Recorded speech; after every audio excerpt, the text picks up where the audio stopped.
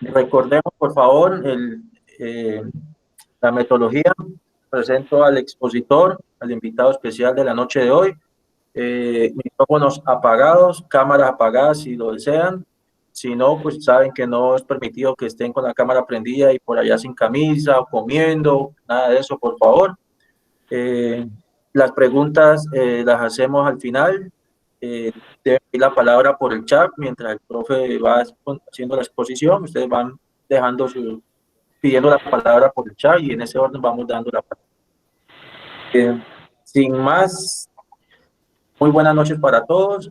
Les habla el profesor Martín Cabrera, profesional en deporte y actividad física, especialista en teoría y metodología del entrenamiento deportivo y presidente de la Asociación Hispanoamericana del Deporte, que les hace hoy la cordial invitación. Hoy tenemos el tema de la pedagogía en vínculo con la historia de la actividad física y el deporte. Nuestro invitado especial, el profesor Jesús Alberto González Sevillano, licenciado en Educación Física y Deportes, magíster en Educación Superior, con especialización en docencia en Educación Superior, especialización en Educación Sexual, con especialización en Ciencias de la Actividad Física y el Deporte, un énfasis en actividad física y salud, un diplomado en acondicionamiento físico bariátrico. Hoy tenemos la fortuna y la posibilidad de contar con la presencia de un gran maestro, profesor, que en la universidad tuve la posibilidad de dar clases con él. Bueno, profesor Jesús, muy buenas noches, bienvenido y la sala es toda suya. Muchas gracias, Martín. Buenas noches para todos, compañeros, colegas, estudiosos de la sensibilidad con el deporte, hacia la educación, hacia la formación, el deporte como un ingrediente fundamental en el desarrollo humano de los niños, de los jóvenes, de los adultos y también hasta de los mayores, longevos. Mi interés hoy es, se lo decía al profesor Martín, es poner en contexto ante ustedes algo que tiene que ver con nuestra función permanente con relación al deporte, y es la relación que hay entre la pedagogía como ciencia y la historia y otros campos sociales, científicos, que nos corresponde analizar, observar, hacer las perspectivas que sean necesarias para poder enriquecernos cada día más en nuestra práctica pedagógica. Porque todo entrenamiento deportivo es una práctica pedagógica. El único óbice es cuando no tenemos bien claro el asunto científico y analítico de lo que es el campo de la educación a partir de una frontera epistémica que se encarga de dar toda esa capacitación y toda esa información para que los que nos enamoramos en el campo del deporte, para la educación del ser humano, lo pongamos al servicio de nuestra práctica. Porque resulta que, me permiten la otra, Martín. La siguiente y luego me devolvemos a esta, por favor. Porque resulta, compañeros, colegas, que todo entrenador deportivo es por sí mismo un educador. Primero que todo es un educador. Pero resulta que no todo educador es por sí mismo pedagogo. Porque hay una gran diferencia entre nuestra responsabilidad como educadores y en este caso paralelo a la información o a la enseñanza o a la práctica o al seguimiento en el campo deportivo de nuestros niños, jóvenes, adultos, a ese sujeto que tiene la ambición de llegar a ser un gran formador con herramienta fundamental deportiva en la disciplina deportiva que escoja, pero que con esa responsabilidad que se le embiste como educador, desconoce, consciente o no consciente, todo ese estatuto epistemológico que nos ofrece el campo de la pedagogía. Todo ese estatuto epistemológico, y cuando digo estatuto epistemológico, es planteando ya dos situaciones. Una, la epistemología, y otra, sus principios, sus observaciones, sus resultados. Entonces, la primera pregunta sería, profesor, ¿qué es eso de epistemología? Puede ser que ya lo conozcamos, pero puede ser que a veces, por nuestro afán de producir más que todo práctica y práctica y práctica y práctica, nos desconectamos un poco con entender lo que el campo científico de la educación lo enmarca el estatuto epistemológico de esa educación. Entonces, ¿qué quiere decir eso? Lo que quiere decir es que hay un campo científico en el proceso formativo de los seres humanos que lo abarca, lo analiza, lo estudia, lo proyecta esa comunidad epistemológica y es la que nos dice esto lo avalamos y esto no lo avalamos a partir de los grandes epistemólogos que la historia en nuestra evolución han ido planteando. Entonces, un estatuto epistemológico es todo ese campo de estudio, de análisis, de producción intelectual a través de las investigaciones y de los avales con respecto a conocimiento científico. Con respecto a conocimiento científico.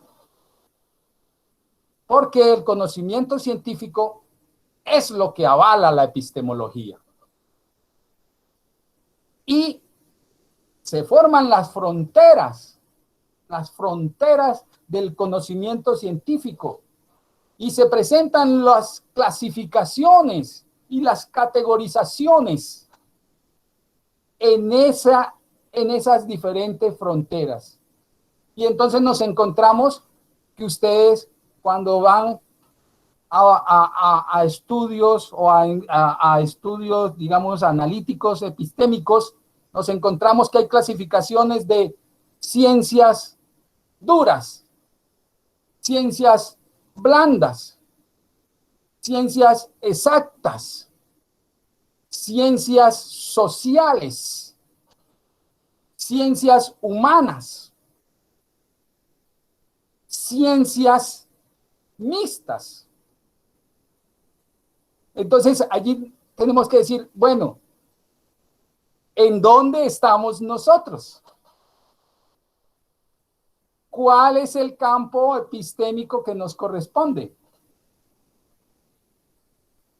Para poder empezar a analizar esta pregunta, yo tengo que pedirle a Martín que me pase a la siguiente diapositiva y Martín, me pasas a la siguiente diapositiva y nos hacemos esa pregunta.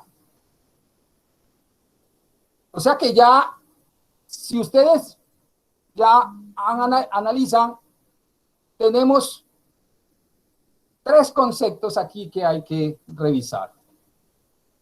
El primero, que se junta el estatuto epistemológico, y el tercero, que es esta pregunta que ustedes aquí la tienen en la disertación que hoy. Porque para poder hacer ese vínculo con la historia, la pedagogía en vínculo con la historia de la actividad física y el deporte, pues tenemos que aterrizar y analizar lo que, desde mi punto de vista, yo creo y estoy de acuerdo en la respuesta de qué es la pedagogía. ¿Me permite la siguiente?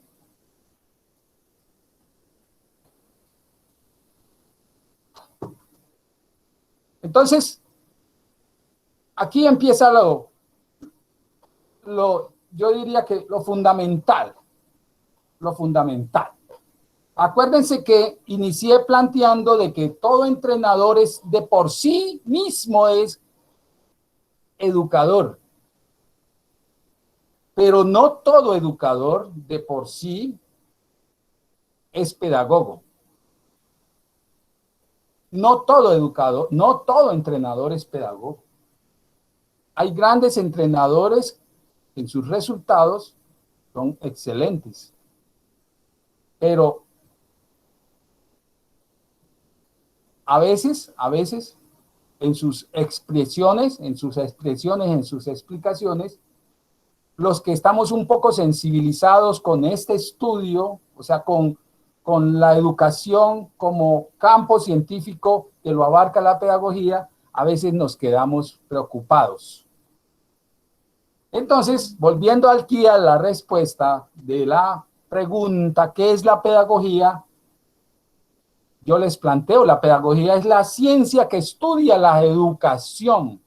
Algún licenciado, algún magíster, algún PhD me puede decir, no, para mí la pedagogía no es ciencia. Y se le respeta.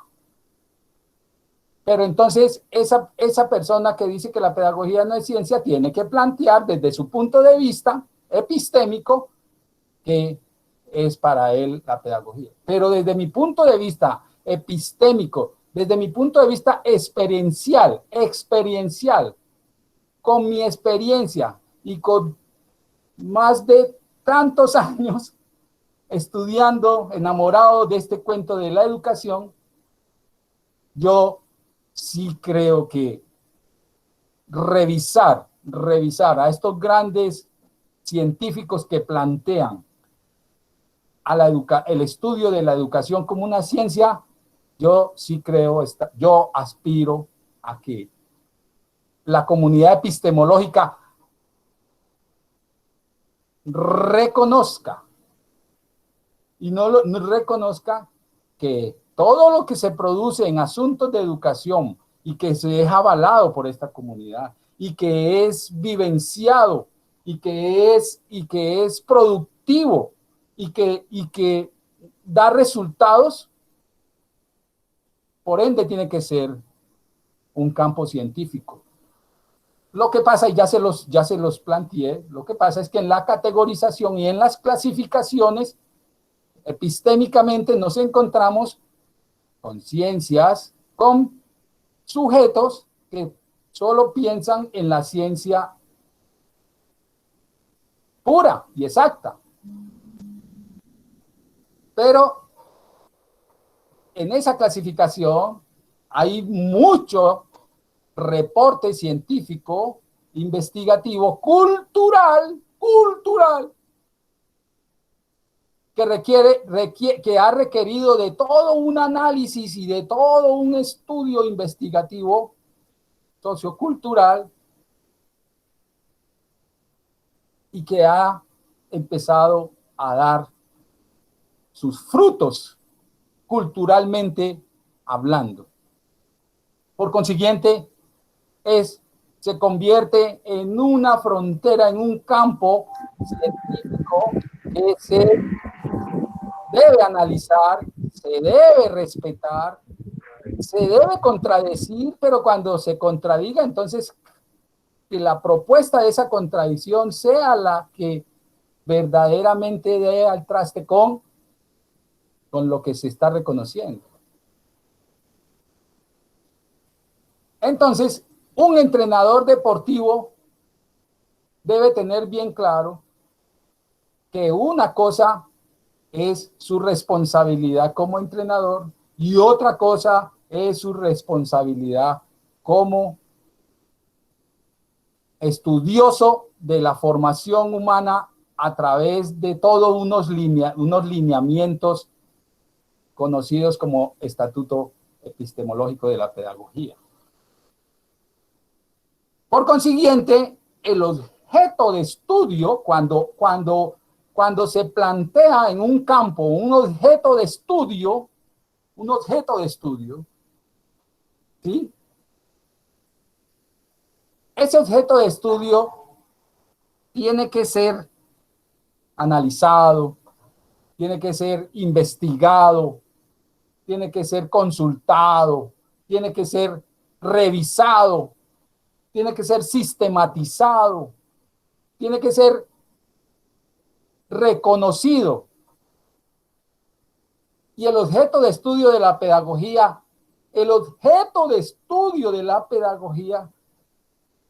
es la educación del ser humano. Pero es que la educación del ser humano no solamente se refiere a la educación sistematizada de un modelo educativo nacional. La educación del ser humano tiene que ver con muchos ámbitos.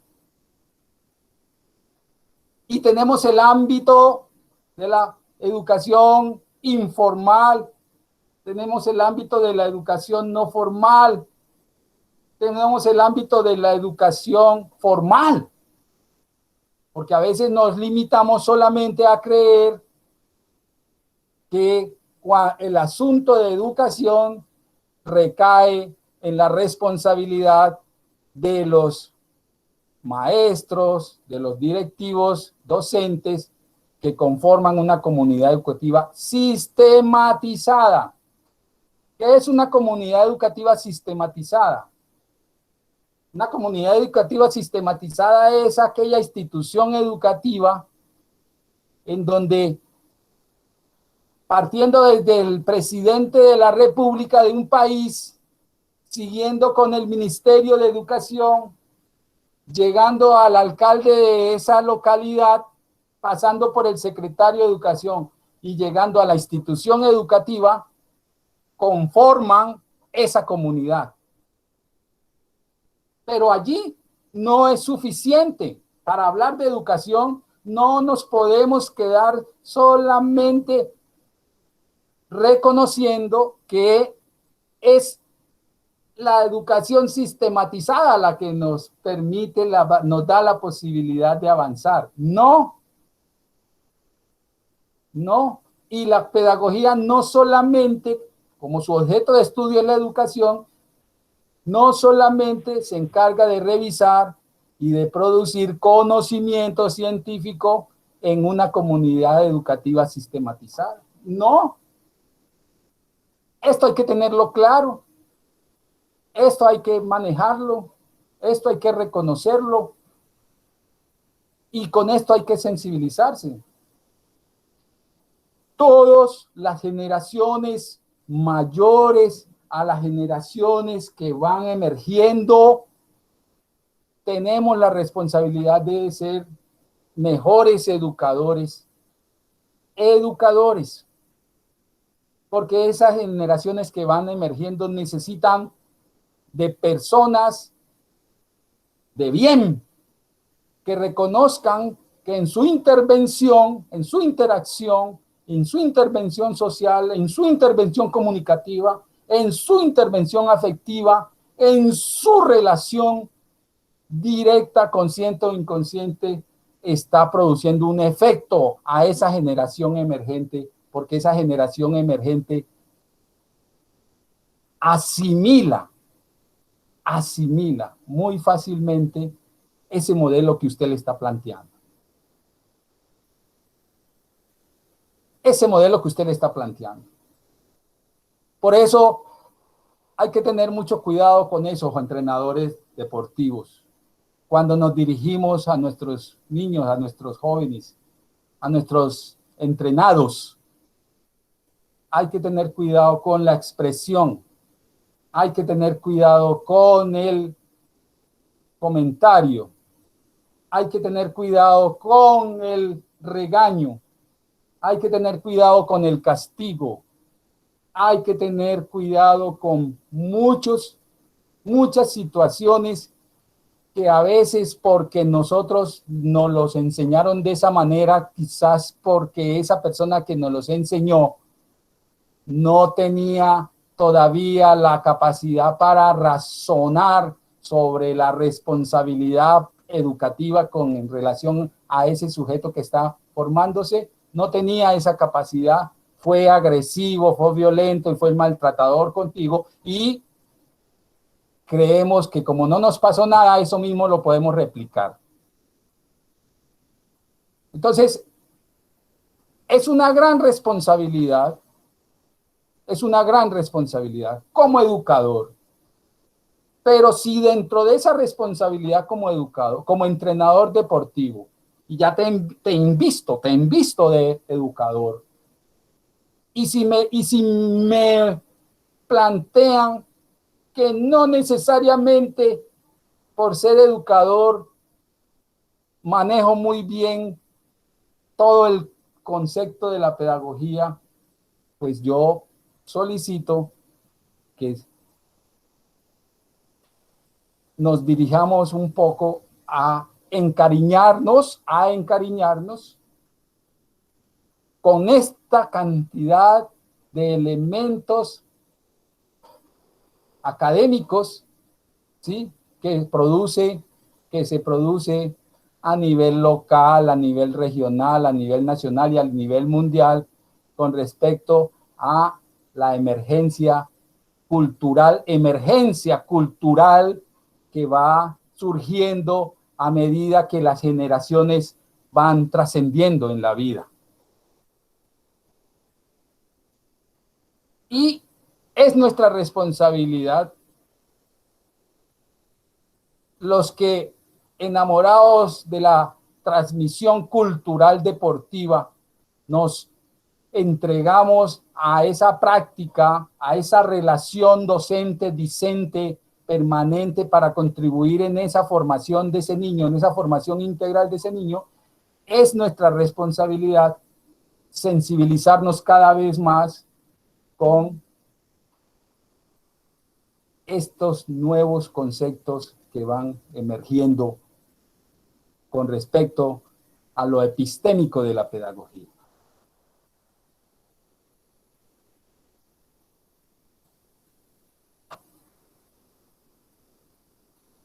¿Me permite la otra, Martín? Allí. Entonces, la pedagogía, ya les dije. O sea, la responsabilidad epistémica de la epistémica. Acuérdense de que epistemología viene de episteme, que es conocimiento, y logos, tratado. O sea, el tratado del conocimiento, pero es que hay conocimiento avalado, un conocimiento científico, un conocimiento producido por la comunidad intelectual académica, y hay un conocimiento que también a veces nos permite hacer relaciones, pero que a la hora de observar el desempeño investigativo de ese concepto o de esos resultados, deja mucho que presentar, deja mucho que desear, porque es que la comunidad epistémica, la comunidad científica es muy exigente, y ahora lo estamos viviendo con esto de la pandemia. Entonces, ese compromiso científico del estudio de la educación lo plantea la pedagogía teniendo en cuenta las acciones educativas en todo campo, en el campo formal, en el campo informal, en el campo no formal, ¿sí? Y todas esas acciones, y ahora se los amplío con respecto cuando hablamos de educación, todas esas acciones, ¿sí? Tienen que ver con todas esas acciones que nosotros, al interactuar acuérdense, al interactuar yo como adulto, al interactuar con ese niño, con esa generación emergente, estoy produciendo un efecto, estoy haciendo una acción, ¿sí? Y esa acción tiene unas prácticas, tiene unas técnicas, debe tener sus principios y sus métodos y sus evaluaciones. Todo eso se plantea como un modelo pedagógico. Todo eso se plantea como un modelo pedagógico. Porque el modelo pedagógico, entonces aquí mire, aparece otro término muy interesante, muy importante. Porque una cosa es la práctica, otra cosa es el método o la metodología, otra cosa es los principios, los valores, y otra cosa es la evaluación, ¿sí? El seguimiento. Todos esos componentes, todos esos elementos que componen, digamos, como los ingredientes para que lo que yo pretendo con lo que yo busco, lo que yo quisiera, ese pensamiento que me embarga siempre porque me gusta, porque me llama, porque es mi responsabilidad, ese pensamiento pedagógico me invita a conocer, a distinguir y a entrar en una acción, en una dinámica sin salirme de las fronteras que me producen el modelo pedagógico con el cual yo me quiero enredar, me quiero casar, me quiero comprometer, ¿sí? Y no hay uno solo, no hay un solo modelo pedagógico. Si ustedes escuchan a Julián de Zuviría es uno de los grandes pedagogos y es psicólogo, pero se ha dedicado a la educación y maneja desde su campo de la psicología, es una autoridad epistémica en Colombia, en Sudamérica, en Latinoamérica, es una autoridad en asuntos de conocimiento científico pedagógico. Y ustedes escuchan a Julián de Zuviría y él dice, en la historia de la humanidad, 3 modelos pedagógicos se han presentado. Y esos son el modelo pedagógico heteroestructurante, el modelo pedagógico autoestructurante y el modelo pedagógico interestructurante. Pero si nos metemos a estudiar un poco al profesor Rafael Flores de la Universidad de Antioquia, que yo creo que pues ya por sus años no sé si todavía está, digamos, liderando en la región de Antioquia, en la Universidad de Antioquia, él habla de 5 modelos pedagógicos. ¿Sí? Y así, este tema de los modelos pedagógicos yo los dejaría para otra oportunidad. Pero así, a grosso modo, el modelo pedagógico heteroestructurante, como lo dice Julián de Zuviría, y eso que no es de él, es de un científico pedagogo del siglo XX llamado Louis Knott, inglés. Y él dice que es simplemente seguir transmitiendo la manera de enseñar para el aprendizaje de los niños, de los jóvenes, de los adultos, de la misma forma como se enseñó en el siglo XVII cuando apareció la escuela. O sea que también se le puede decir, este es un modelo tradicional. Y nosotros en el campo del deporte no podemos hacernos a un lado de estos asuntos que modelan, ¿sí? Nuestra práctica pedagógica, nuestra práctica deportiva, nuestra práctica formativa. Pero también después de Juan Jacobo Rousseau y llega el gran genetista Jean Piaget y después lo asegura David Eusbel con el aprendizaje significativo y empieza a surgir un nuevo modelo que lo plantea Eduardo Caballero en Colombia como modelo de la escuela activa, modelo de la escuela nueva, y el modelo se reconoce como el modelo autoestructurante. Ya llevamos 2. Pero sigue Julián de Zuviría en su práctica administrativa, en su práctica pedagógica, continúa diciendo, estos 2 modelos han sido siempre los más antagónicos posible y nunca se han podido poner de acuerdo. Hay que encontrar otra posibilidad y la encontraron con el modelo pedagógico interestructurante que nuestro gran pedagogo latinoamericano Paulo Freire plantea como modelo pedagógico dialogante. ¿Eso qué quiere decir? O sea, el modelo autoestructurante, ya de lo tradicional pasamos al otro extremo, o sea, la otra cara de la moneda. Y aparece el discurso de la escuela nueva, de la escuela activa, con al niño hay que dejarlo que aprenda construyendo él mismo sus experiencias, sus intereses. Ya eso se le llamó modelo, se le llama todavía modelo del constructivismo, modelo pedagógico del constructivismo.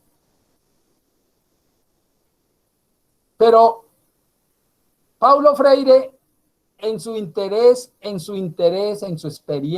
en su interés por la educación, sobre todo para la liberación del analfabeta, nos dio a entender que hay otra posibilidad y otra alternativa, y esa alternativa él la llamó modelo dialogizante. Y Luis Nott lo plantea como modelo interestructurante. O sea, ustedes ven que los 3 términos tienen que ver con la estructura. La estructura. Heteroestructurante, otro me estructura. Hetero quiere decir otro me estructura. Lo otro. ¿Quién es ese otro? El profesor. ¿Quién es ese otro? El entrenador. ¿Quién es ese otro? El papá. ¿Quién es ese otro? El rector. ¿Quién es ese otro? Hasta la misma aseadora en los colegios. Heteroestructurante. Autoestructurante, modelo pedagógico. No, el niño, deje que el niño haga. El niño es el centro. Y deja de ser ya en el heteroestructurante, en el tradicional, el maestro es el centro, el entrenador es el centro, el entrenador es el que dice cuántas vueltas debes darle a la cancha, porque si no das esas vueltas, entonces no estás cumpliendo con lo que yo dije como entrenador, y aquí se hace lo que yo digo, no lo que tú quieres. Eso se llama un modelo pedagógico heteroestructurante, un modelo pedagógico sinónimo de tradicional.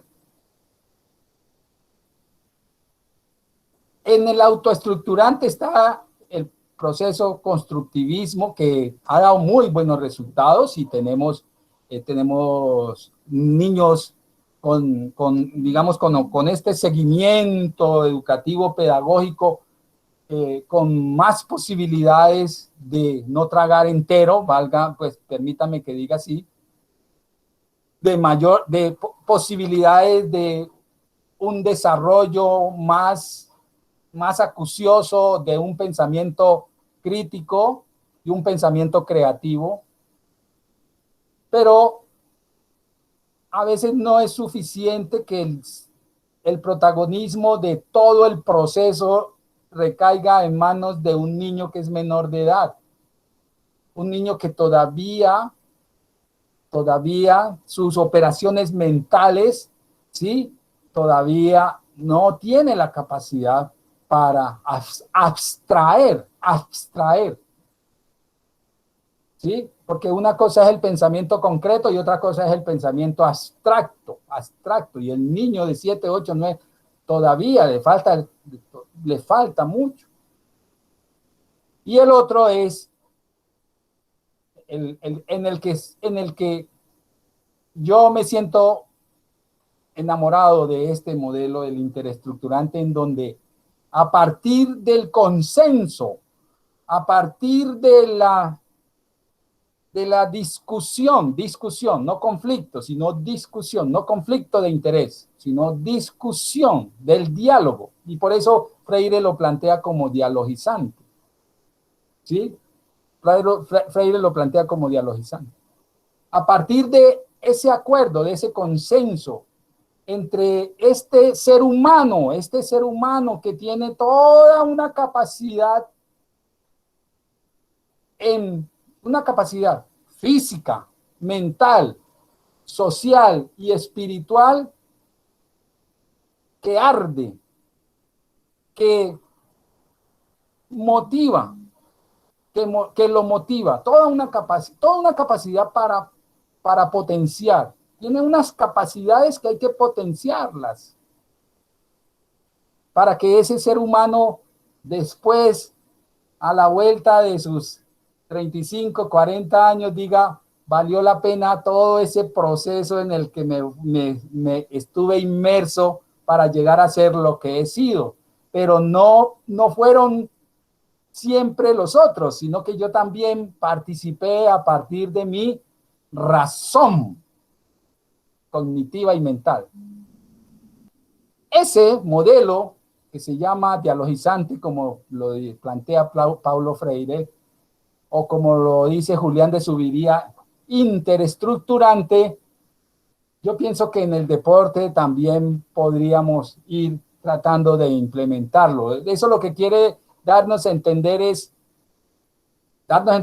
entender, tengamos que entender es que ese sujeto que está en formación también tiene las posibilidades de plantear sus intereses, sus necesidades, sus motivaciones, sus miedos, sus frustraciones, sus potencias, que a veces no alcanzamos nosotros a descifrarlas, ¿sí? Sus miedos. Los niños les da mucho temor decirle al adulto lo que le está pasando. Pero tenemos la obligación de encontrar en ese consenso y en esa interacción a partir del análisis de la psicopedagogía, ojo, otro término, del análisis de la psicopedagogía, cómo intervengo yo de la manera más adecuada para que ese consenso sea el ideal. ¿Y cuál es el ideal? Llegar a un consenso, un acuerdo, ¿sí? Un acuerdo. Es que me vas a hacer los 12 minutos del test de Cooper y si no, no te meto a jugar. Profesor, pero es que yo no quiero correr 12 minutos. Yo no quiero correr 12 minutos, profesor. ¿Por qué no negociemos? Negociemos, profesor.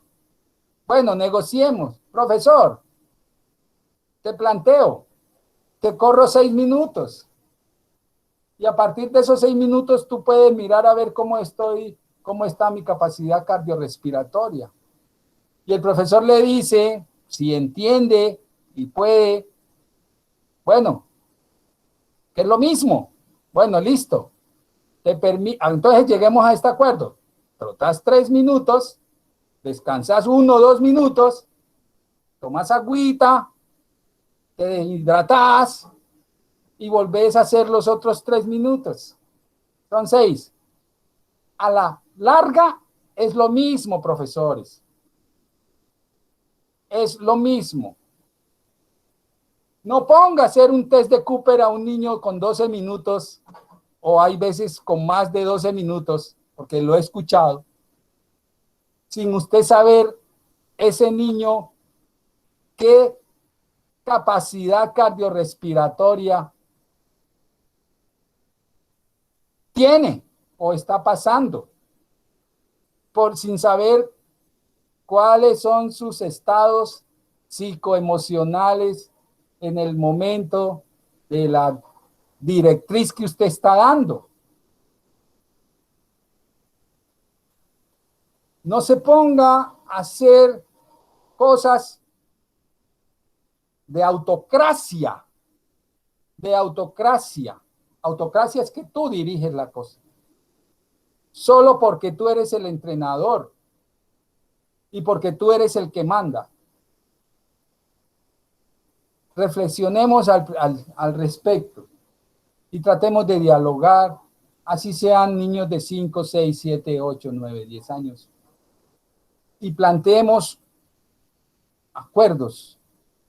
Ahora, no estoy diciendo que con el modelo interestructurante todo el tiempo es lo que ellos, o sea, es el negocio que hacemos. No, usted puede llegar, y ahora ojalá me alcance el tiempo para mostrarle todo lo que se necesita cuando hay que desarrollar el pensamiento pedagógico.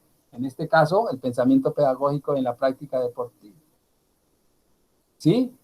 Usted tiene que prepararse pensando en ese sujeto en formación. ¿Sí? Pero dentro de ese diálogo, de esa dialogicidad, ¿sí? ¿Sí? De esa dialogicidad, usted puede acordar. Eso se llama flexibilidad, compañeros. Flexibilidad, ya los tiempos de la imposición de la autocracia están mandados a recoger. Están mandados a recoger. Y todo esto lo presenta esa cantidad de contenidos científicos, académicos, epistémicos, que la revisión permanente, bibliográfica y en diálogo con las personas que de una u otra manera están sensibilizadas en este proceso, pues pueden dar, aclarar, contribuir.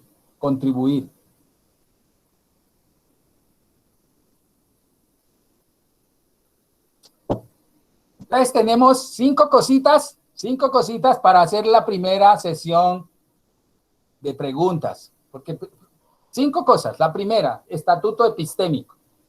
¿Sí? Estatuto epistémico. La segunda, estatuto y epistémico. Ahí van 2. La segunda, la pedagogía como ciencia. ¿Sí? La pedagogía como ciencia del campo de la educación. ¿Sí? Esa es la tercera. La cuarta, los modelos pedagógicos, ¿sí? Planteados desde Luis Nott y Julián de Zuviría. Y la quinta, la sesión de preguntas. Martín, ¿puedo permitir 15 minuticos? Pues porque luego viene otro tema sobre educación que también me va a quitar, por lo menos, voy a necesitar de pronto esos 45 o más para poder aclararlo. Bueno, profe, aquí tenemos el profe José Tous, que quería dar como un aporte. Profe, bien puede activar su micrófono, y luego el profe Julio Nieva. Profe Tous. Hola, profe, ¿cómo están todos? Muy buenas noches, compañeros, profe Martín. Profe, yo solamente quería dar un aporte a todo lo que usted ha dicho hoy en esta exponencia, muy importante para todos nosotros. De antemano se lo agradezco. ¿Me están escuchando? Sí, yo lo estoy escuchando. Ah, ok. Perfecto, profe, porque, bueno, el tema es muy interesante. Yo soy un licenciado en Cultura Física, Recreación y Deportes. Y yo quería aportar un poco sobre lo que usted estaba hablando sobre la pedagogía, que se compone también de dos palabras antiguas del griego, de paidos, que viene de niño, y de agogía, que es de conducción. Ahí viene la palabra pedagogía.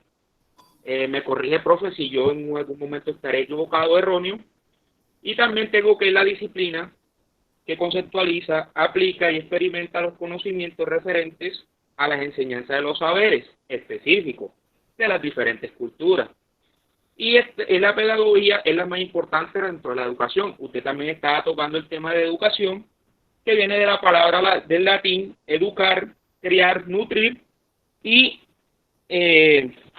educer, que es de conducir y llevar. Tiene la palabra educación, que es el derecho y la necesidad básica del hombre dentro del proceso de formación integral. Hay que cabe resaltar que la formación tiene que ser integral para todos los niños, los jóvenes, es como usted lo estaba diciendo.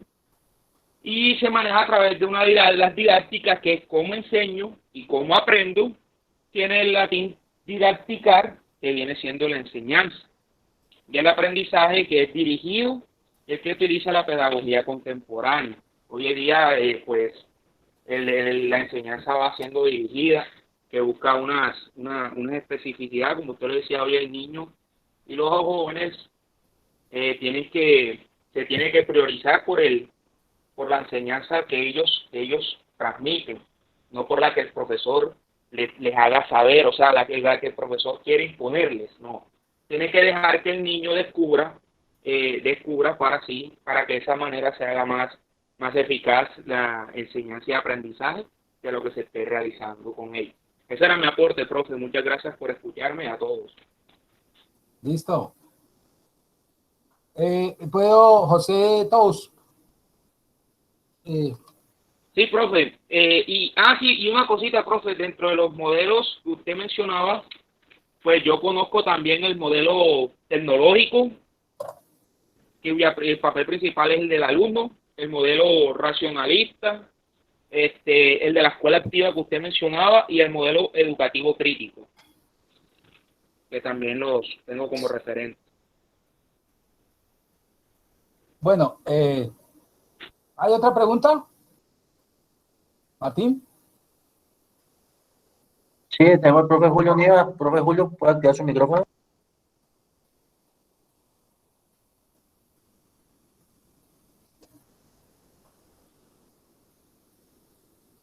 Profe Julio Nieva.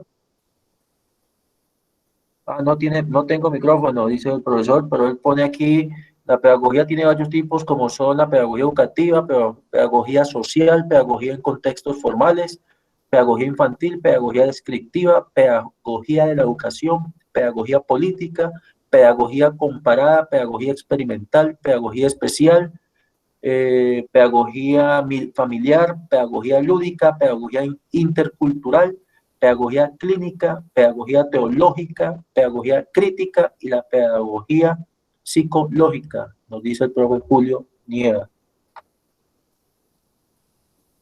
No tenemos más preguntas, profe, ni aportes por ahora. Bueno, listo. Entonces, estas dos. Bueno, José,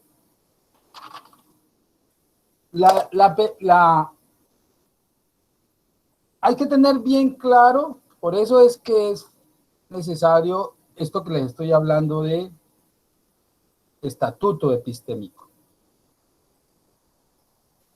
Cuando nos referimos al proceso de enseñanza aprendizaje o enseñanza para el aprendizaje, entonces allí la responsabilidad es de la didáctica, como tú lo dices, José. O sea, cuando yo, profesor, maestro, entrenador, yo quiero enseñar, yo quiero poner al servicio mi capital cultural que he adquirido con el paso del tiempo, de la experiencia, del estudio, de la experiencia, y yo me doy a esa tarea de enseñarla, ¿sí? Yo me debo convertir en un estudioso de la didáctica, porque la didáctica abarca todo el campo de la enseñanza para que haya el aprendizaje en las diferentes formas de aprender. Todos los seres humanos, todos los sujetos tenemos su forma única de aprender, ¿sí? Pero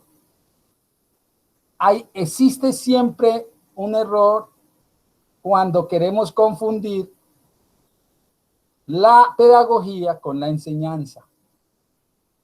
Dejémosle la responsabilidad a la enseñanza para el aprendizaje a la didáctica.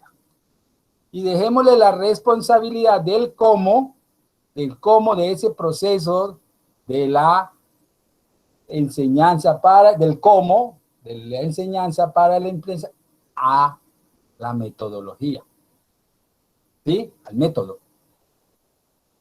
Y más bien metámonos en el campo de la formación humana, que va ligado con el desarrollo humano. Por eso ustedes se meten a la Organización de las Naciones Unidas y hay una oficina que se llama PNUD. Y eso quiere decir Programa de las Naciones Unidas para el Desarrollo Humano. Programa de las Naciones Unidas para el Desarrollo Humano. Va ligado. Ese PNUD tiene que ver con la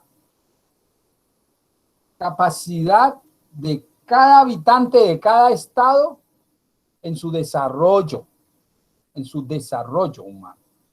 Y uno de esos elementos con los que ellos nos miden a nosotros para podernos clasificar y para podernos ordenar en un nivel del índice del desarrollo humano es la oportunidad y la oportunidad que nos ofrece nuestro estado para que podamos educarnos.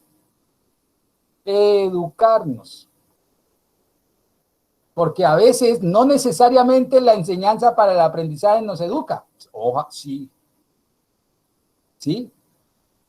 La enseñanza para el aprendizaje no necesariamente nos educa. No necesariamente nos forma. Y nosotros tenemos la responsabilidad de ir más allá de la sola enseñanza para el aprendizaje, para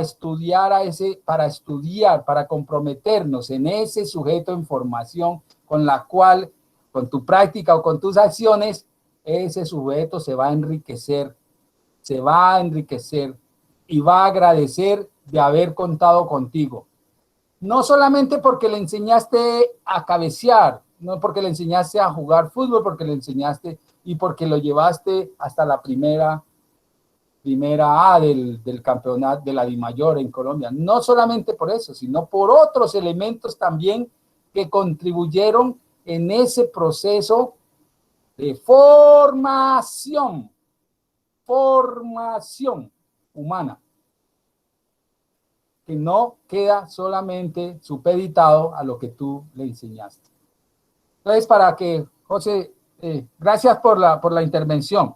Y lo otro es que el compañero que habla claro que sí, hay campos específicos de pedagogías, pero aquí no, pues no, en estas 2 horitas no es suficiente para que hablemos de cada una de las que planteó aquí el compañero. Me acuerdo de la psicopedagogía, o sea, la pedagogía psicológica, de la pedagogía social.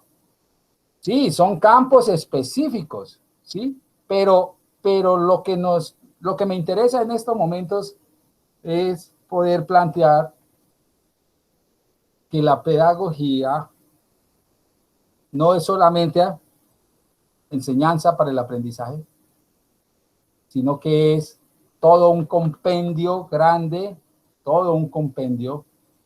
potente, sustancial, que se refiere a la proyección de la formación de cada uno de esos niños, de esos jóvenes con las cuales nosotros, proyección, no solamente enseñanza, sino proyección. Disfrutemos de nuestras capacidades didácticas, nuestras capacidades, nuestra sensibilidad humana, que nos permiten desarrollar nuestra capacidad pedagógica como entrenadores, como profesores del deporte, para contribuir en esa proyección humana de ese sujeto que está empezando a vivir la vida. Está empezando. Podríamos hablar, Martín, en otra oportunidad, yo te lo dije, podríamos hablar de la especificidad, o sea, del estatuto epistemológico específico de cada una de las pedagogías que planteó el compañero, no me acuerdo cómo el nombre del compañero. Julio Nieva, claro que sí, profe. Ya buscaremos otro espacio para poder abarcar más profundamente el tema. Aquí está el profe, hay otro profe que hace una pregunta, el profe Wilson Sá, no sé si él puede activar su micrófono y hacer la pregunta, o la leo por aquí. Profe Wilson.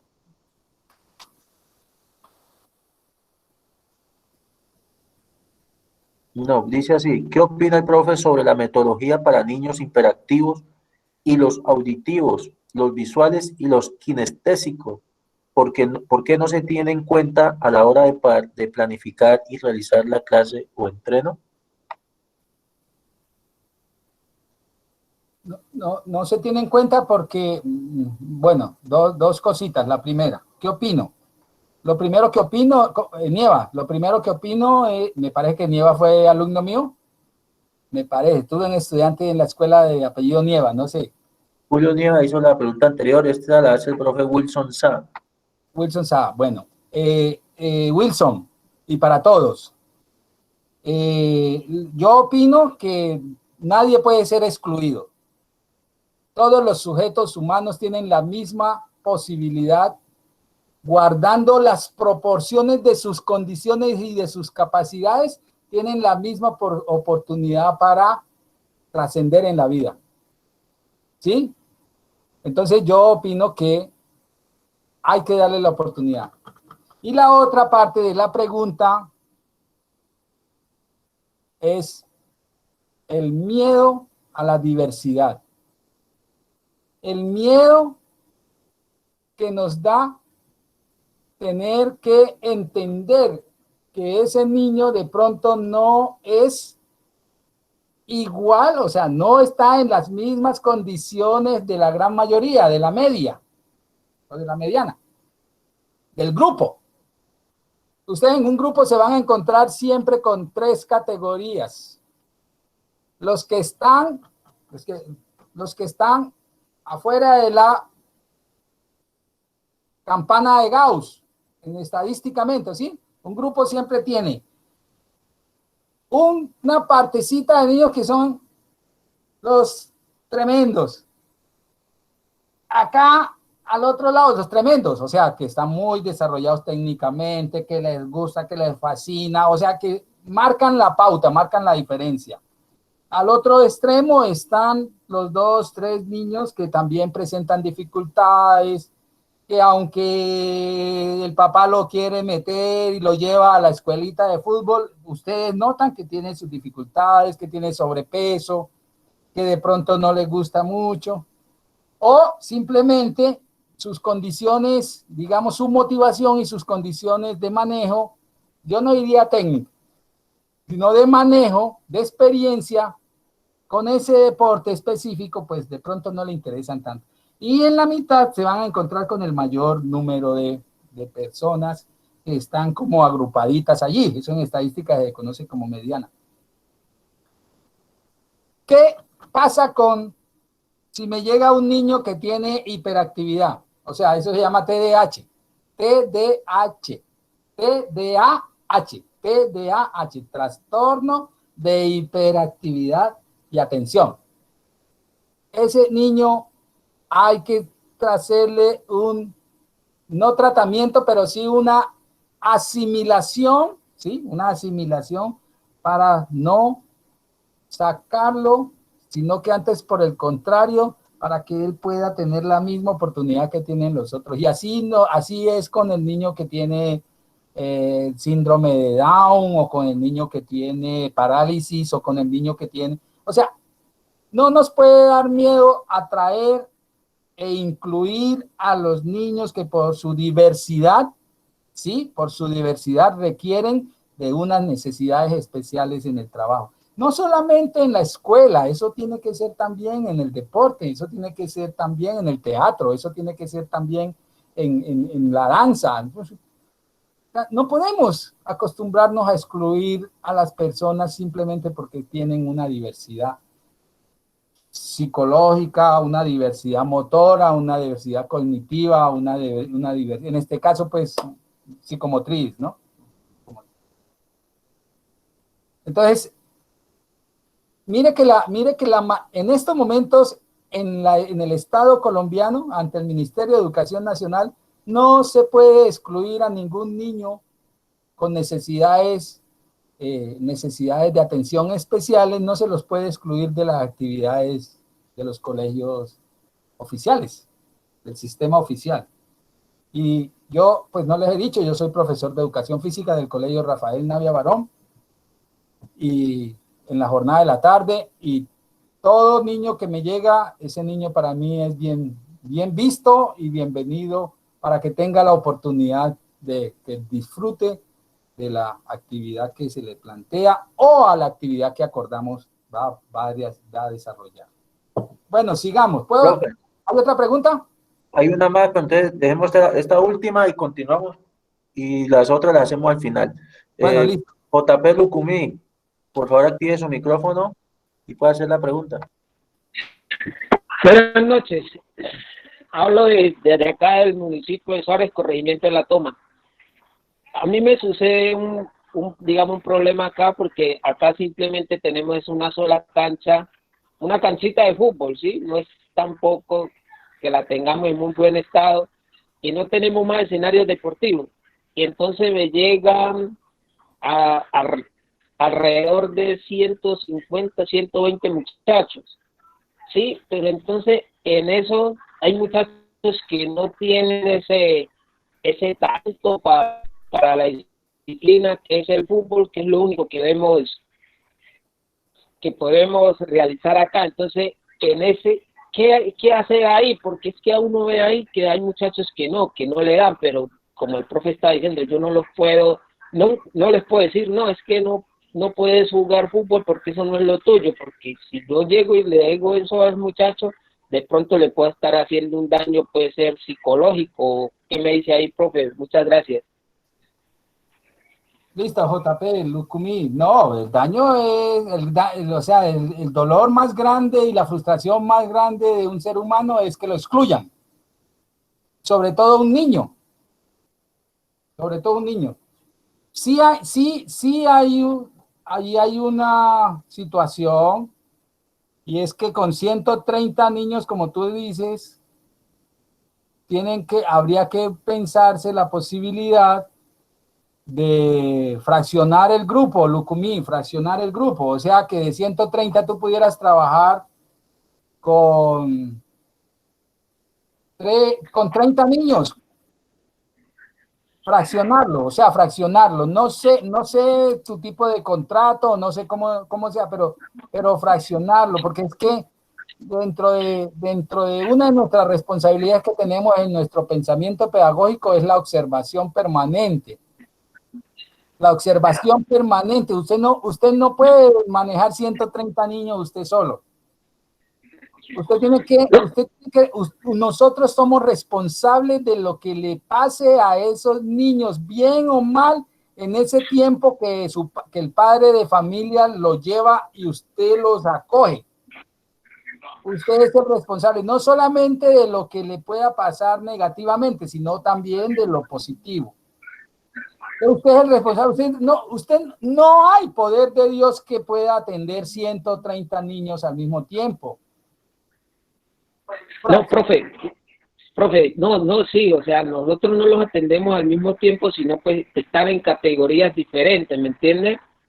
Pero el problema es ese, que, pues, vuelvo y le repito, llegan niños que no tienen ese talento y pues como no tenemos otros escenarios deportivos en que ellos estudiar su tiempo, pues nos toca recibirlos en esa área.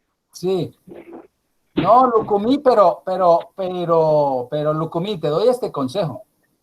Sí, señor.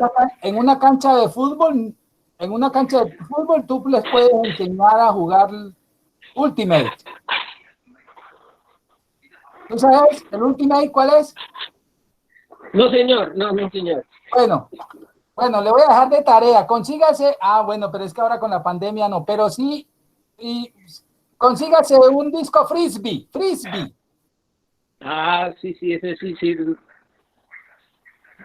Un disco frisbee. Sí, o 2, o 3, o 4, y empiécele a los niños que usted, sin excluirlos, trate de enseñarles a jugar frisbee a ciertos niños. O sea, los que les gusta su fútbol no lo van a cambiar, pero hay otros que de pronto sí se interesen por aprender a lanzar el frisbee. Y en una cancha de fútbol, 9 niños pueden jugar 9 contra 9 pueden jugar un partido de frisbee, que es en una cancha de fútbol, y lo más probable es que de pronto algunos de esos que ellos mismos ven que con el dominio del balón con el pie no es suficiente, lo más probable es que con el manejo oculomanual y temporoespacial del frisbee puede ser que le apasione más o que le quede gustando más. O sea, alternativas, Lucumí. Alternativas. Mucho predeportivo, pero no se encasille de que solamente es el fútbol, no. Hay muchas alternativas. ¿Sí? Listo, profe, gracias. Bueno, profe, salieron 2 preguntas más. ¿Qué hacemos? ¿Las dejamos para el final o continuamos? Ya me dirá. No, venga, hay otro temita. Sí, continuemos entonces, profe. Sí, continuemos. Bueno, la otra. Eso. Bueno, entonces metemos este conglomerado, digamos, de información. Mire, de esta definición tengo aquí, así, para hablar de acto educativo, acto pedagógico, didáctica, hecho educativo, hecho pedagógico, destinatarios, sujeto de información, que produce un desarrollo humano, y el desarrollo humano está mediado por las dimensiones del desarrollo humano, y planteo algunas: la dimensión socioafectiva, la dimensión emocional, ahora las voy a tocar, la dimensión cognitiva. En esa dimensión cognitiva tenemos que mirar lo que es la memoria, lo que es la atención, lo que es el lenguaje, lo que es la sensopercepción y lo que es las inteligencias múltiples para poder entender, empezar a entender nuestra responsabilidad con la didáctica, que es todo el campo del proceso de enseñanza-aprendizaje. ¿Sí? Y seguimos con las dimensiones corporales, la dimensión corporal, se dice dimensión kinestésico-corporal, la dimensión lúdica, la dimensión comunicativa, la ética moral, la ética y moral, la dimensión financiera, la dimensión sexual, para terminar hablando de aquí donde dice máximo grado de perfeccionamiento de sus capacidades, hablar de perfectibilidad y de educabilidad. Y cuando nos formamos como educadores, pedagogos, hay que hablar de educatividad y de enseñabilidad,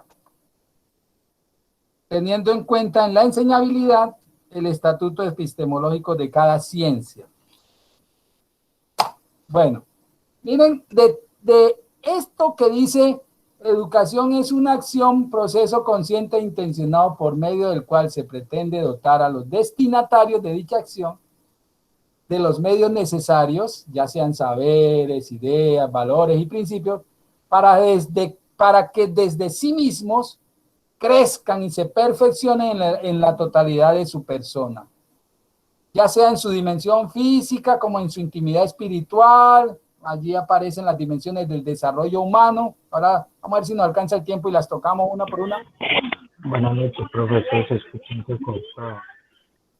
Y si alcanzan, y así alcancen el máximo grado de perfeccionamiento de sus capacidades, de cumplimiento de su personalidad, y accedan a su plena integración social. Y a la larga, eso es lo que necesitamos. Seres humanos íntegros y que la sociedad no los rechace, sino que al contrario, la sociedad los requiera. Porque si los rechaza, esos seres humanos van a terminar mal. Mal. Y por eso podemos darnos la pasadita por allá por el Valle de Lilí, me parece que se llama así, y podemos contar cuántos niños menores de 18 años están siendo rechazados por la sociedad. ¿Por qué? Porque no pudieron relacionarse y acceder a un proceso social adecuado, constitucional. Pero fueron niños, fueron los que ya pasaron de 18 años, pero todavía nos encontramos con niños de 18 años, 17, 16, 11, 10, que ya tienen un proceso, un seguimiento jurídico, digamos, negativo, ¿sí? Que deja mucho que pensar y que nosotros los adultos y los que de alguna manera fuimos profesores de ese niño que está ya recluido, nos tenemos que preguntar qué pasó.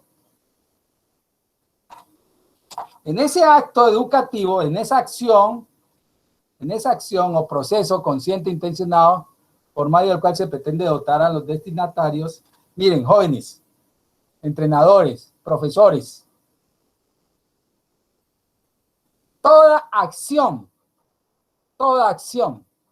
de nosotros como generación mayor a las generaciones emergentes es un acto educativo. Toda palabra, todo gesto, todo informe, toda comunicación que usted desarrolla, aplica, ejerce con un niño, con un joven, a veces hasta con los mismos adultos mayores, hay un alto grado de acción conocido como acto educativo, porque lo educa, toda esa relación que usted aplica produce un efecto. Y cuando se produce un efecto, y todo nuestro diálogo produce efecto, nos educamos, para bien o para mal, pero nos educamos. Pero ahí no queda, ahí no es suficiente. No es suficiente. Por eso hubo necesidad de que en el siglo XVII se organizara la escuela formal. Y nos empezáramos a pensar, ¿sí? El ser humano se empezara a pensar como una mejor manera para que 10, 15, 20, 30, 40 niños pudieran estar desempeñándose en una labor que, planteadas por personas mayores, les van a servir y a beneficiar en su desarrollo y en su formación. Por eso se formó la escuela. Hubo la necesidad de organizarnos, de organizar a los niños, ¿sí? De enseñarle a los niños, de mirar a ese niño que se veía como un adulto en miniatura, y lo veían como un adulto en miniatura, pero lo proyectaban, esa miniatura lo proyectaban. Entonces había que agruparlo. Y aparece entonces la escuela. Y se enmarca la institución educativa como la escuela. Y la escuela se responsabiliza entonces de pensarse lo mejor para estos niños, tanto en conocimiento, tanto en desarrollo de conocimiento, como en desarrollo de actitud, en desarrollo de conducta. Por eso es que, pues, ustedes de pronto no les tocó, pero anteriormente no se hablaba de comportamiento, se hablaba era de conducta y se calificaba era la conducta, porque era un componente sagrado en el desempeño y en el desarrollo de las personas. Eso se llama acto pedagógico.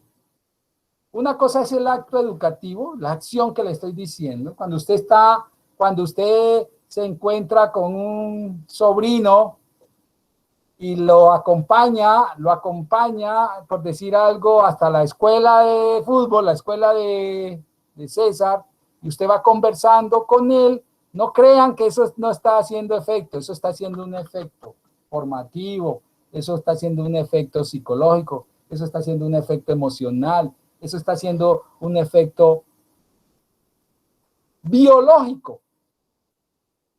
Y esa acción, ese acompañamiento es educativo, es un acto educativo. Pero cuando usted coge y lo contratan para que sea el entrenador deportivo de fútbol de la escuela Carlos Sarmiento Lora, y usted tiene y le entregan 20 muchachitos, 20 niños, y le entregan 20 niños, 25 niños, todo lo que usted en el marco de esa institucionalidad, todo lo que usted acciona, sus dinámicas, sus enseñanzas, sus discursos, sus acciones, van enmarcados en un acto pedagógico. ¿Por qué? Porque hay una institucionalidad allí que está diciéndole, vengan aquí.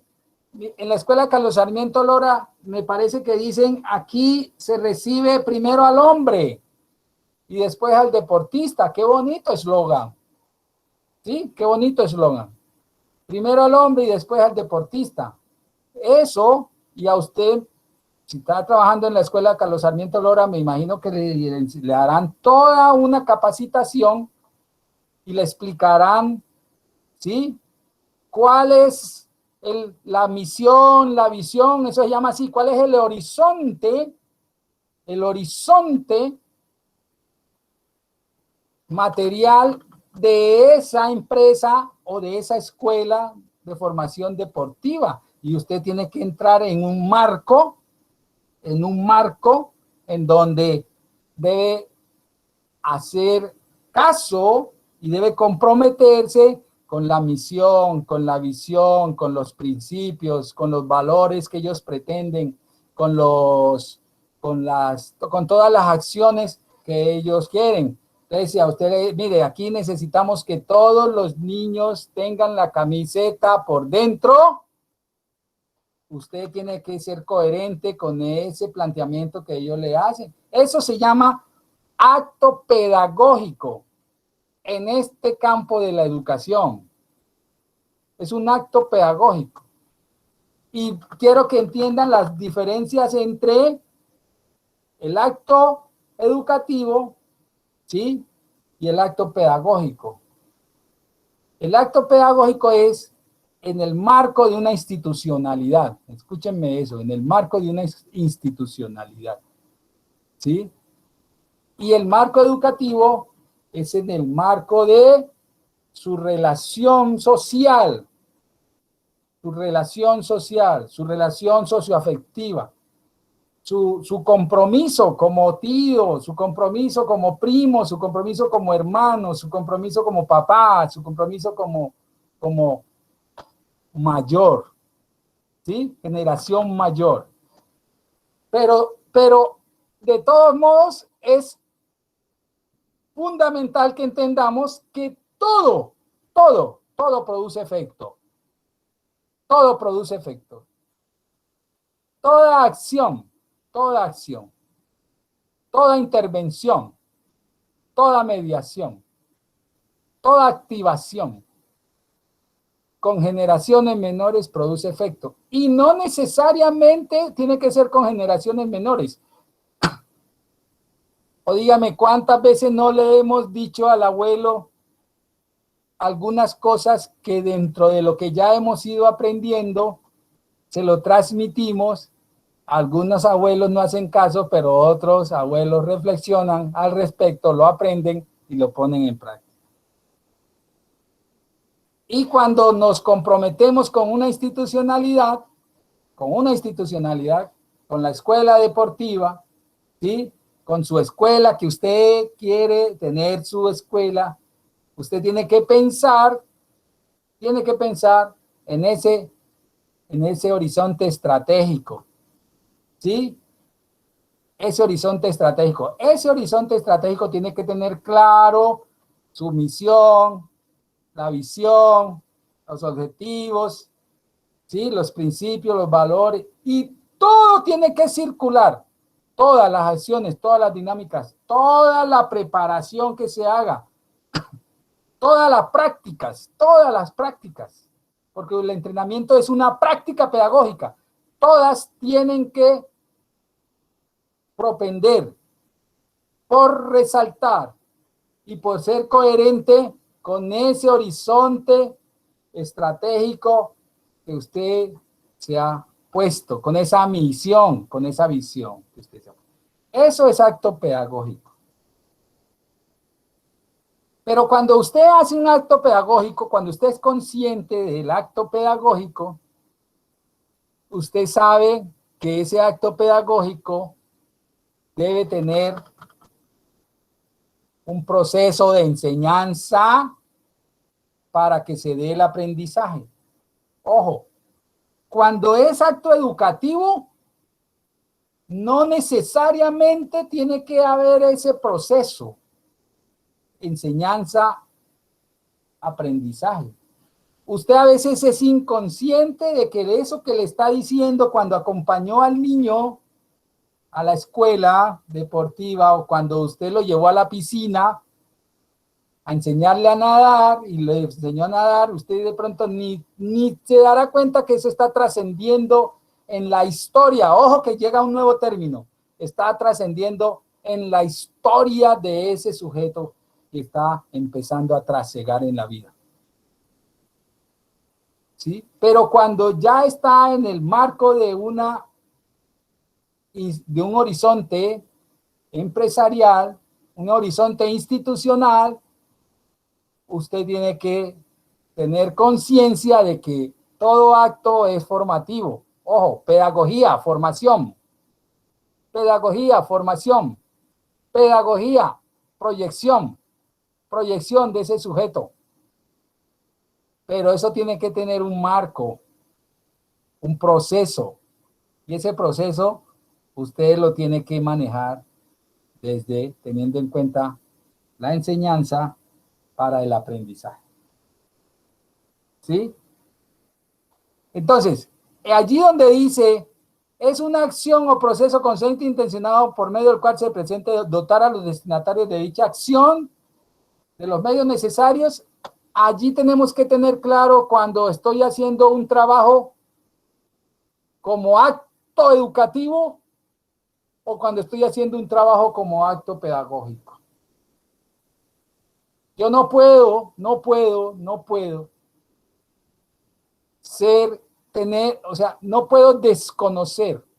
desconocer la responsabilidad que yo tengo como educador, tanto en el campo informal como en el campo formal. En el campo informal, todas mis palabras, todos mis discursos, todas mis acciones, todos mis planteamientos, todas mis dinámicas son un acto educativo. Por eso cuando no estaba yo siempre el ejemplo que le ponía a mis estudiantes para explicarles esto es a mí me gusta los domingos no me pierdo la ciclovía en Cali. No me pierdo y a veces me ha tocado llamarle la atención con toda la educación del caso al padre de familia cuando le está permitiendo que el niño vaya tranquilamente o vaya tranquilamente en contravía o esté el niño o el papá estén cometiendo acciones que verdaderamente no son las indicadas en un colectivo social. Entonces ahí digo, eso lo pongo de ejemplo, esa es mi responsabilidad como educador, ¿sí? Yo no puedo permitirle a un padre de familia, así no lo conozca, que él se dé el lujo de permitirle a su hijo que vaya en contravía, como está planteado, que por ahí no debe ser. Entonces, yo no tengo que decirle al padre de familia, yo no tengo que decirle al niño, yo tengo que decirle al padre de familia, no gritarle al niño, sino al padre de esa familia que es el adulto, al papá que es el adulto, y con mis indicaciones adecuadas, diría yo, sin que el Señor, respetando su susceptibilidad, el Señor entienda que hay que corregir a ese niño. Eso se llama acto educativo. Y así muchas cosas. Y cuando estoy en mi colegio o en la universidad, cuando me toca en la universidad o en el colegio hacer mis compromisos de seguimiento y de mis compromisos educativos, pues reconozco que mi responsabilidad me lleva a cometer siempre, o sea, primero que todo a estar muy observante y a cometer la dinámica que sea o la acción que sea para corregir si hay que corregir o para mediar, ¿sí? En ese planteamiento de pronto disconforme, un planteamiento, un exabrupto, un planteamiento que no es el adecuado de esa persona que está en un tejido social llevando o digamos, aplicando unas acciones o unas actividades que no son las correctas y las adecuadas. Entonces, ahí tenemos el acto educativo y el acto pedagógico.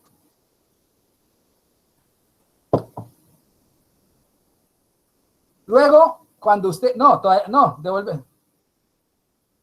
devuelva eso. Cuando ustedes miran, es que no he terminado todavía.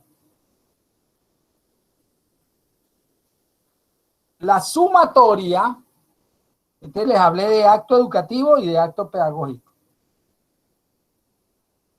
Pero si ustedes ven todos los días, ustedes todos los días en sus entrenamientos van sumando este acto pedagógico con este del otro día, con el del partido del domingo, con el del triunfo del otro domingo, con el de la derrota del otro domingo, así. Y esa sumatoria de esos actos, ya sean pedagógicos o educativos, nos van a producir lo que se conoce como hecho educativo o hecho pedagógico. ¿Sí? Hecho educativo o hecho pedagógico. Voy a ponerles dos ejemplos.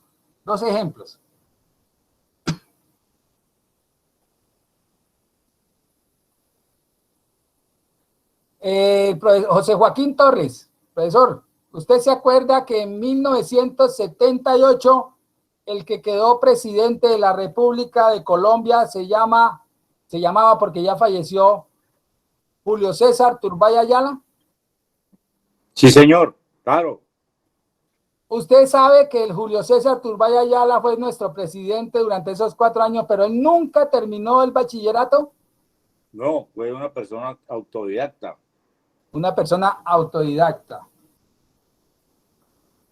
Ese gran conocimiento que adquirió Julio César, y así hay muchas personas, ¿sí? Muchas personas que abortaron la escuela, abortaron la institucionalidad y se dedicaron a aprender por su propia cuenta. Y eso se llama autodidaxia, ¿sí? Julio César Turbay Ayala fue nuestro presidente en el año, desde el 78 hasta el 82, y no logró graduarse de bachiller, bachiller de aquí, de ningún colegio. Pero el hecho educativo, o sea, todo ese engranaje, todo ese aprendizaje, eso se llama así, ese acervo intelectual, ese capital cultural que adquirió el señor Julio César Turbay Ayala,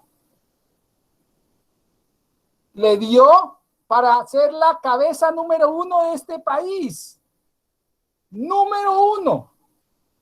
Estuvo 4 años gobernando el Estado colombiano. 4 años. Gobernando, fue el presidente del gobierno de turno y no era ni bachiller. Eso se llama un hecho educativo. Es un hecho educativo, ¿sí? Pero también está el hecho pedagógico. En la educación, hablando de educación, está el hecho pedagógico, ¿sí? Y entonces, ustedes para tener la responsabilidad, digamos, de su preparación académica, tienen que tener un certificado, ¿sí? Tienen que tener un certificado. Y luego que terminan, ¿sí? Para poder ingresar, tienen que tener ciertos requisitos, un certificado. Me imagino que en Colombia tenemos la educación preescolar, la básica, que va hasta 9º, y del que llega a 9º ya puede empezar a estudiar la técnica o la tecnológica o la superior o profesional. Tengo entendido que en algunas de las técnicas en el SENA, con el solo certificado de 9º ya es suficiente para ingresar. El solo hecho de tener el certificado para ingresar, ¿sí?, a cumplir con otro nivel académico, y usted lo presenta, pero lo presenta porque se lo ganó, lo sudó, lo estudió, se lo ganó. No fue allá al Parque de San Nicolás y compró con 10,000 pesos ese certificado, y usted honestamente presenta ese certificado porque es verídico, porque es real, porque es sincero, porque es honesto. Usted ha desarrollado un hecho pedagógico. Por eso es que ustedes por eso ven que ahora al niño que va a pasar termina el jardín B y va a pasar a transición, que es el primer grado escolar de la escuela, ustedes ven que el niño se le celebra su graduación. Eso es un hecho pedagógico. Y después ustedes ven que hacen transición primero y van hasta quinto, y se les celebra. Se les celebra el hecho de que van a pasar a sexto grado de secundaria. Ya no se dice secundaria, se dice educación. Sí, secundaria, perdón, secundaria. Es que ya no hay educación preescolar, ya no se dice educación primaria, sino que se habla de educación básica, hasta noveno. Y ustedes ven que en noveno también, hay algunos colegios que en noveno celebran el grado de noveno. ¿Por qué? Porque es que cumplieron con el grado de educación básica. Ya con ese certificado ustedes pueden entrar a estudiar la técnica, y la técnica en Colombia ya se reconoce como educación superior, jóvenes. Ya se Educación conoce. media 10 y 11. ¿Cómo? Educación media 10 y 11. Sí, estoy hablando, miren, no me entendiste. En Colombia, cuando llegas a noveno grado, te dan certificación de educación básica. Sí, sí, señor, básica. Con ese certificado de educación básica, tú ya puedes entrar a la Academia de Dibujo Profesional, que tiene carreras técnicas para diseño gráfico, para modistería, para muchas cosas. José. Sí, profe, yo lo que me refería es que después de la educación básica al grado 10 y 11 se le dice educación media. Claro, no, se le dice media vocacional. Exacto, profe, exacto. Media vocacional. Pero, entiéndanme. Cuando ustedes llegan a noveno grado y les entregan el certificado de noveno grado, eso es un hecho pedagógico, jóvenes. Es un hecho pedagógico. O sea que, ¿por qué es un hecho pedagógico? Porque ya tienen su certificado, usted ya puede empezar su carrera. Porque usted puede hacer 10º y 11 en un colegio, y usted en la jornada contraria, usted puede hacer primer semestre, segundo semestre, tercer semestre, cuarto semestre, y sale de técnico. Y en Colombia el técnico ya es estudio superior. Educación superior. En Colombia, la educación superior empieza en el técnico, sigue con el tecnológico, luego pasa al profesional, pregrado, profesional, después pasa a los posgrados, especialización, maestría y doctorado. Eso es un hecho pedagógico, muchachos, y tiene que ver con procesos consciente, intencionado, por medio del cual se pretende dotar a los destinatarios de dicha acción de los medios necesarios. ¿Quiénes son esos destinatarios? ¿Quiénes son esos destinatarios? Todos los que estamos estudiando, somos estudiando en una institución educativa, somos destinatarios de la educación formal, pero también, usted que lee, usted que ve videos, usted que estudia por su cuenta, usted también es destinatario de la educación no formal o de educación informal. Hablemos de la educación informal. Somos destinatarios. O sea que somos sujetos en formación. Sujetos en formación. Porque somos destinatarios ¿de qué?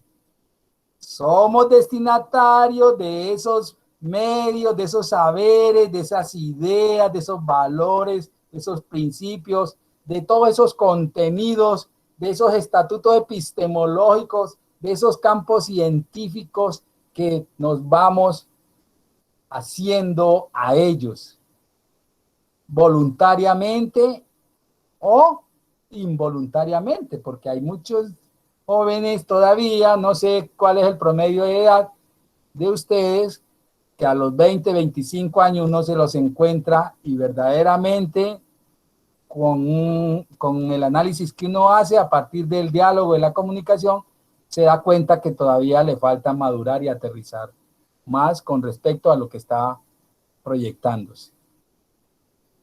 Esos son los compromisos que nosotros con el campo de la educación debemos, valga la redundancia, comprometernos, jóvenes, con la educación. Primero la nuestra,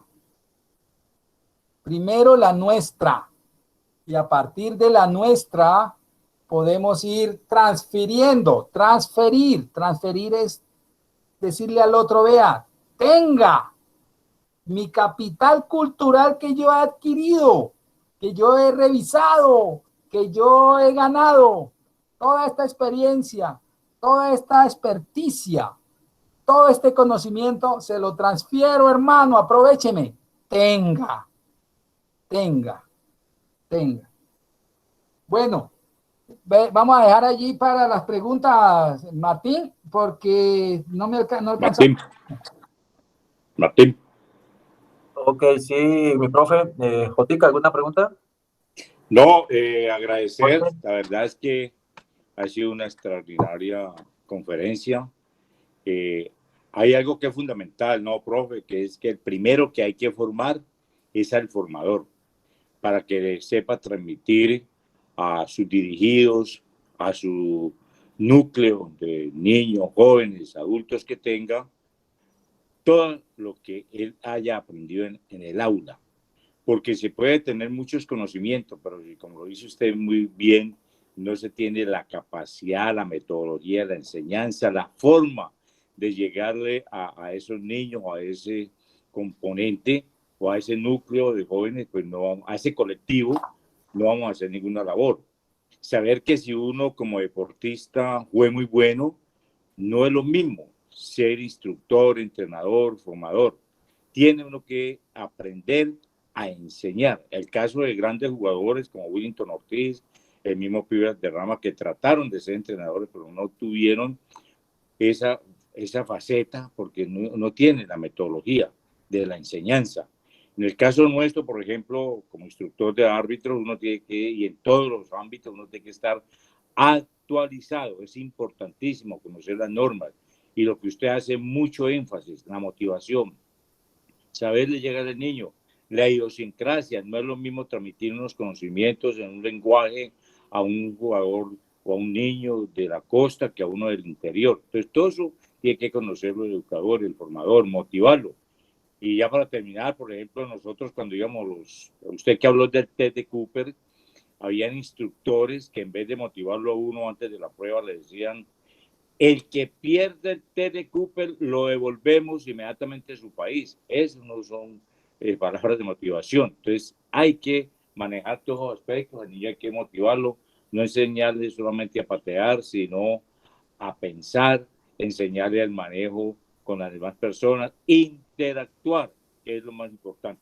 La verdad es que estoy muy complacido porque usted lo retroalimenta a uno en todos estos aspectos que uno como instructor, como formador, tiene que tener todo en cada momento, estar preparándose. Muchas gracias, profesor.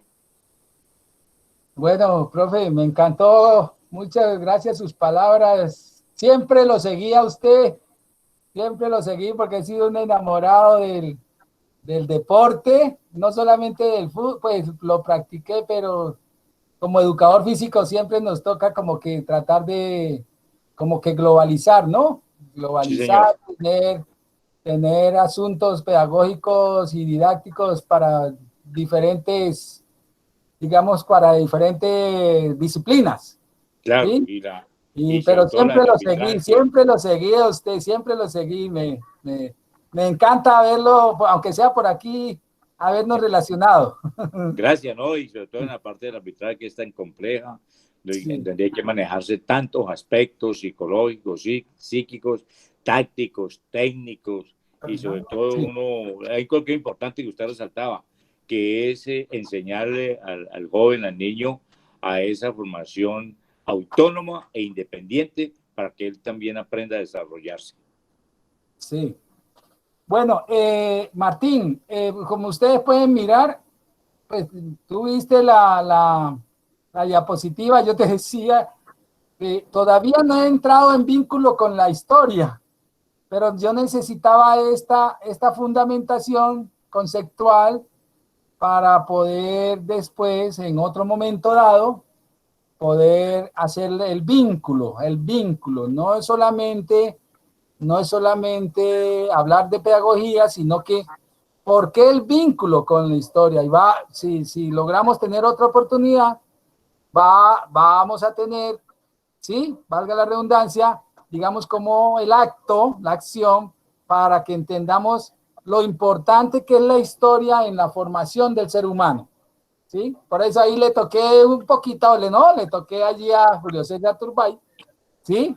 Un asunto de historia política colombiana, pero que me sirve a mí para hacer un enganche y un amarre con el tema que estamos tocando. Entonces, Martín, cuando tú quieras y tengas espacio, me dices y continuamos. Mi profe, no, de antemano agradecerle por todo su tiempo, su experiencia, esa transferencia de conocimientos que nos comparte usted. Quedo yo como líder de la Asociación Hispanoamericana del Deporte en el compromiso de volver en otra oportunidad a tenerlo aquí con nosotros para continuar con el tema que, pues, estamos cortos todos, tanto en tiempo y en ganas de tener nuevamente, pues, todo ese conocimiento que usted tiene. Tenemos para entre 8 días, tenemos ya un tema específico que es baloncesto, dentro de 15 tenemos voleibol, luego sigue el otro martes y tenemos tenis de campo, y ahí volvería, profe, a involucrarlo a agendarlo para que esté con nosotros con el siguiente, continuando con el tema. De antemano, muchas gracias, mi profe, fue un placer tenerlo, es un orgullo tenerlo por aquí y lo tuve face to face en clase en la Escuela Nacional del Deporte. Y bueno, muchas gracias a usted y sus palabras de despedida, mi profe. Bueno, jóvenes, pues como les decía, esto es muy bonito, aprovecharnos de esa sensibilidad que tenemos nosotros todos aquí en el campo deportivo, de hacer la transferencia casualmente para las generaciones que vienen, aprovechar estas herramientas para que nos conozcamos y para que podamos seguir interactuando. Con mucho gusto, Martín tiene mi correo y tiene mi teléfono. Si alguno de ustedes tiene alguna inquietud, algo que tenga que ver con su práctica pedagógica, que tenga que ver con algún interés de aclarar conceptos, de aclarar situaciones que les pueda servir, con mucho gusto. Esa es mi responsabilidad. Este capital cultural que lo he adquirido, que lo vamos adquiriendo todo, hay que tratar de ser lo menos egoísta posible y transmitírselo a ustedes que vienen surgiendo, vienen emergiendo y van a ser dentro de poco los líderes en el campo del deporte, en el campo de la educación física, en el campo del entrenamiento. Entonces, me resta de agradecerles por la atención y decirles con mucho gusto lo que esté a mi alcance, les puedo colaborar. Muchas gracias, mi profe, muchas gracias a los que estuvieron presentes hoy. Envié el listado de asistencia de las 50 personas que estuvieron conectados. Solo veo que haya firmado la asistencia, dirección de la asistencia 44 personas, entonces el resto está pendiente. Muchas gracias a todos y que tengan una feliz noche. Listo. Listo, muchas gracias.